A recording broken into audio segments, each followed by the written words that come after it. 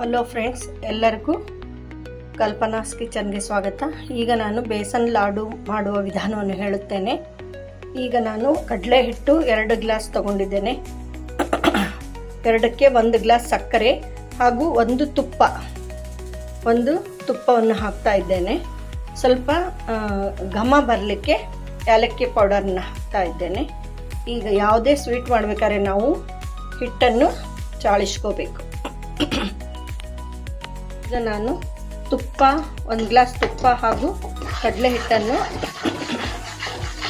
ಬಾಣಲೆಗೆ ಹಾಕಿ ಹುರಿತಾ ಇದ್ದೇನೆ. ಸಕ್ಕರೆಯನ್ನು ಮಿಕ್ಸಿ ಮಾಡ್ಕೋಬೇಕು. ನಮಗೆ ಹೀಗೆ ಸ್ವಲ್ಪ ಜಾಸ್ತಿ ಅಳ್ಳಕ್ಕೆ ಅನಿಸಿದ್ರೆ ಇನ್ನೊಂದು ಸ್ವಲ್ಪ ಕಡಲೆ ಹಿಟ್ಟು ಹಾಕೋಬೋದು. ಈಗ ಸಕ್ಕರೆಯನ್ನು ಮಿಕ್ಸಿ ಮಾಡಿ ಇಟ್ಕೊಂಡಿದ್ದೇನೆ, ಅದನ್ನು ಚಾಳಿಸ್ತಾ ಇದ್ದೇನೆ.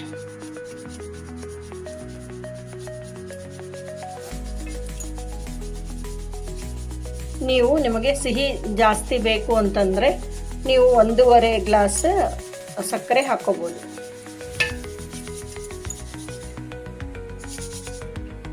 ನೈಸಾಗಿ ಪೌಡರ್ ಬಂದಿದೆ.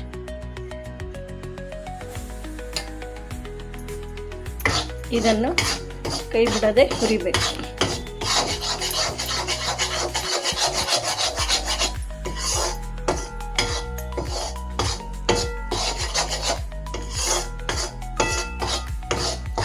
ಹೊಂಬಣ್ಣ ಬರುವವರೆಗೆ ಹುರಿಯಬೇಕು.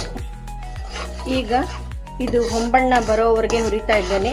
ಸ್ವಲ್ಪ ಕೂಡ ಕೈ ಬಿಡಬಾರ್ದು. ಏನಿಲ್ಲ ಅಂದರೆ ಒಂದು 10 ನಿಮಿಷ ಹುರಿಬೇಕಾಗತ್ತೆ. ಈಗ ನಾವು ಸ್ವಲ್ಪ ಹಾಲು ಹಾಕಬೇಕು. ಹಾಕೋದ್ರಿಂದ ಏನಾಗ್ತದೆ ಅಂದರೆ ಚೆನ್ನಾಗಿರ್ತದೆ. ಈ ರೀತಿ ಸ್ವಲ್ಪ ಹಾಲು, 1 ಚಮಚದಷ್ಟು ಹಾಲು ಹಾಕಿ ತಿರುವಿ ಬಾಣಲೆ ಒಳಗೆ ಬಿಟ್ಬಿಡ್ಬೇಕು ಆರೋವರೆಗೆ. ಈಗ ಬಾಣಲೆಯಿಂದ ಒಂದು ಪರಾತಕ್ಕೆ ತೆಗೆದು ಪೂರ್ತಿ ಆರೋವರೆಗೆ ಬಿಟ್ಟಿದ್ದೀನಿ. ಈಗ ಆರಿದೆ. ಸ್ವಲ್ಪ ಏಲಕ್ಕಿ ಪುಡಿ ಘಮ ಬರೋಕ್ಕೆ ಹಾಕ್ತಾ ಇದ್ದೀನಿ. ಇಲ್ಲಿ ನಾನು ಸಕ್ಕರೆಯನ್ನು 1 ಗ್ಲಾಸಿಗೆ ನನಗೆ 1.5 ಗ್ಲಾಸ್ ಸಕ್ಕರೆ ಬಂದಿದೆ. ನೀವು ಸಿಹಿ ಜಾಸ್ತಿ ತಿಂತಿದ್ರೆ 2.5 ಗ್ಲಾಸ್ ಹಿಟ್ಟಿಗೆ ನೀವು 2 ಗ್ಲಾಸ್ ಸಕ್ಕರೆನ ಹಾಕ್ಬೋದು.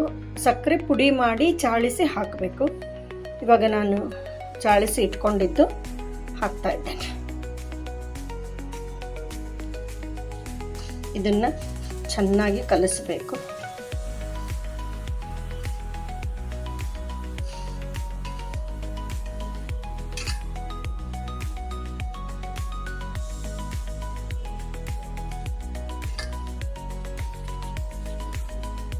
ಈಗ ಚೆನ್ನಾಗಿ ಮಿಕ್ಸ್ ಮಾಡ್ಕೊಂಡಿದ್ದೇನೆ. ಇನ್ನೊಂದು ಸಲ ಹೇಳ್ತೇನೆ. 1 ಕಪ್ ತುಪ್ಪಕ್ಕೆ 2.5 ಕಪ್ಪು ಕಡಲೆ ಹಿಟ್ಟು ಹಾಕಿ ಕೈ ಬಿಡದಂಗೆ ಹುರಿಬೇಕು. ಆಮೇಲೆ ಬಂಗಾರದ ಬಣ್ಣ ಬಂದ ಮೇಲೆ ಅದನ್ನು ಆರಲಿಕ್ಕೆ ಬಿಡಬೇಕು ಪರಾತಕ್ಕೆ ತೆಗೆದು. ಆಮೇಲೆ ಅದಕ್ಕೆ 1.5 ಗ್ಲಾಸ್ ಸಕ್ಕರೆ ಅಥವಾ 2 ಗ್ಲಾಸ್ ನಿಮಗೆ ರುಚಿಗೆ ತಕ್ಕ ಹಾಗೆ ಸಕ್ಕರೆಯನ್ನು ಮಿಕ್ಸಿ ಮಾಡಿ ಚಾಳಿಸ್ಕೊಂಡು ಇದಕ್ಕೆ ಮಿಕ್ಸ್ ಮಾಡಬೇಕು. ಆರಿದ ಮೇಲೆ ಬೇಕಂದರೆ ಡ್ರೈ ಫ್ರೂಟ್ಸ್ ಹಾಕ್ಬೋದು.